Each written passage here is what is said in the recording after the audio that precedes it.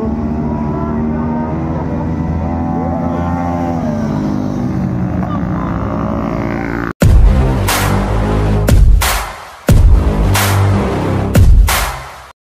cold start tayo. Tapos meron tayong ride sa Road 955. 955 tayo ng CF Moto Cagayan de Oro branch. Yan, kasama natin yung ibang mga finest na motovlogger like Certified Lakwachero and Kizel Mabini.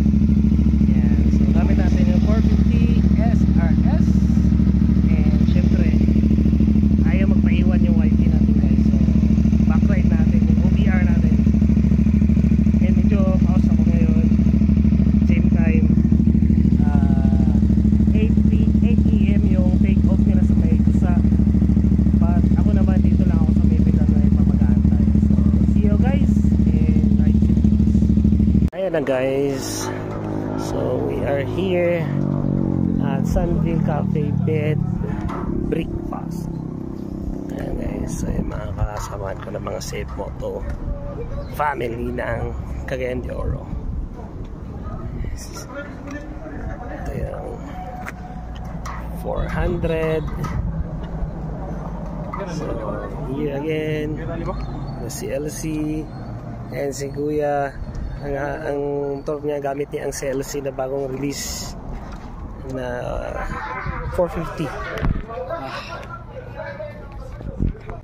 So ayan guys, yung Safe Moto family ng CDO branch. Ayan. So si Sir Spedy Moto. Ayan, so what's up?